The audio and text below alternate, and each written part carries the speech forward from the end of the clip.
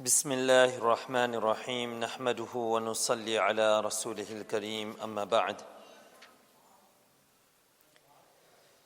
In the real and true state of Hajj, there is a matter of fact, a pattern of two scenes.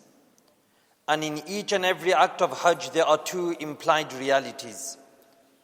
In every one of Allah's command, there are many benefits and much wisdoms, of which the significance and the deeper meanings are mostly of such depth that our minds can't even conceive.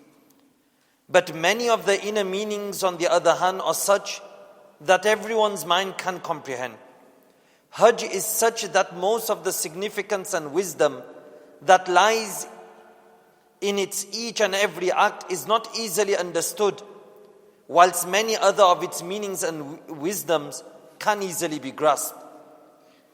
So for example, Hajj as a picture of death is a picture of our departure from this world and the circumstances after death. Secondly, Hajj gives a very vivid practical description of true ishq, love of Allah subhanahu wa ta'ala. Let us first explore, how does Hajj remind us of death and the hereafter? A Haji leaves his home, bids farewell to all his dear ones and relatives, and departs from them just before he sets off alone. From there he proceeds to another country, as though to another world, leaving behind all those things which were dear to him, which he had been attached to, which he had occupied his time with, his house, his family, his garden, his farm, and the company of his friends. Death is the same. Therefore, when a person dies, he leaves behind all of this. He leaves behind his family, his home, his friends, his country, everything that he occupies his time in, and everything that he's attached to. Such should the Haji's thoughts be when leaving for the house of Allah Azza wa Jal.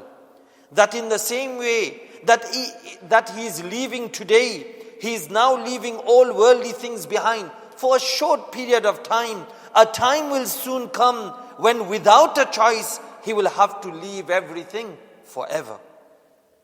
After that, the Haji mounts his camel, his horse, or boards the train or an aeroplane, which begins to move him further and further away from his home and his dear ones. So will his dear ones, relatives and friends one day will lift his janazah.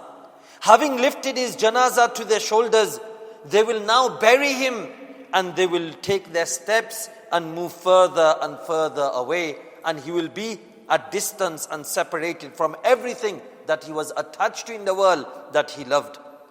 So he departs like the janazah is being carried to the grave. Some would come to bid farewell at home when you're going for Hajj. Some will come to the station, to the airport, and the real faithful ones may even go further up to before your departure gate. The position of the deceased and his friends is similar. Some may come only to your house to see you in your last moments. Others will go a short way to offer your salatul janazah. The real friends will go as far as the grave and will put you in the grave and will cover you with soil. And these will be the faithful ones who will bid farewell at the docks or at the airport. However, on the boat as well as the grave, only those will accompany you who could have been of assistance in this life only, whether it's a friend, a relative, or wealthy. With regards to the journey, some companions are such that all times they will see to his comfort and happiness, thereby making your journey a pleasant one. Others will be so ill-tempered and quarrelsome that every step they will make your journey unpleasant. Exactly just as in your Hajj journey, you'll have some good companions, you'll have some bad companions.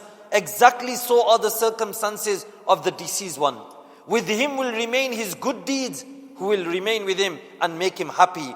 His good deeds will cause him great comfort and pleasure in this safar to the akhirah.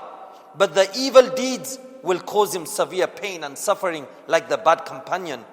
The good deeds will remain with him in the grave in the form of a most handsome person, whilst the evil deeds will remain in the grave in the form of an extremely ugly and fearsome person. And then the author continues how Hajj gives us a picture of death. May Allah subhanahu wa ta'ala allow us to frequent Haramain Sharifain.